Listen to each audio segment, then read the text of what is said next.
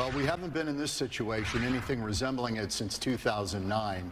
But tonight at the state capitol, lawmakers are facing a Monday deadline to get an agreement on a budget to prevent a government shutdown.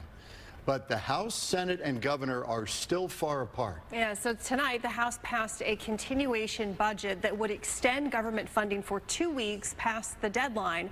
But that government shutdown is still very possible right now because, again, no one can agree on just about anything right now. Fox 10's Lindsey Ragas is live to explain more. Lindsey. John and Ellen, the governor has made it very clear she will not sign this bill. Now, we heard arguments from both sides of the aisle today in the House as they made their vote. Take a look. So I'm voting yes today. I'm encouraging my members to do that. I'm encouraging the Senate to do that. I'm encouraging the governor to do that. The governor put out a memo today to her agencies. It actually came out yesterday. It was published today, asking them to prepare for a shutdown, asking for the contingent plans to be reported back up through the chain of command. That's how serious this is. So to the people of Arizona who are watching us now,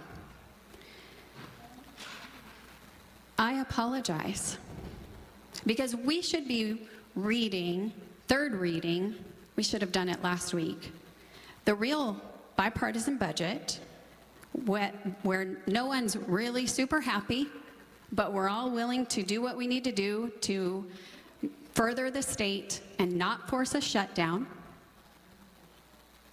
And that could be done right now, but sadly it's not. I am a no. The Arizona House of Representatives say the executive budget deal negotiated by the Senate and governor lacked the support to the House to pass the House. That's why this continuation budget was voted on today.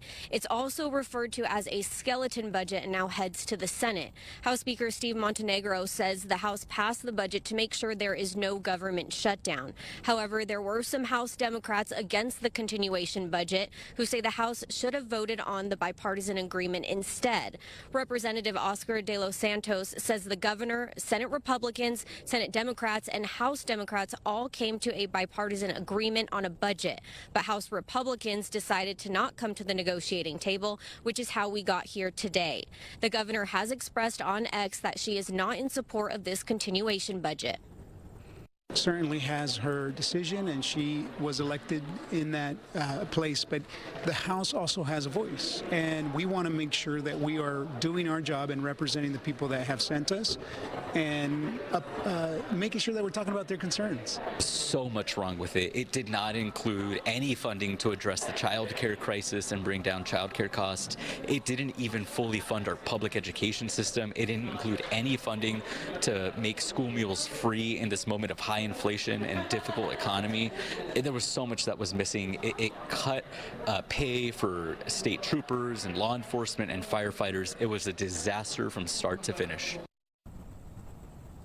Yeah, and there are only a few days left for a budget to pass. Now, that deadline is June 30th. Reporting live at the Capitol, Lindsey Ragas, Fox 10 News. Lindsey, thanks.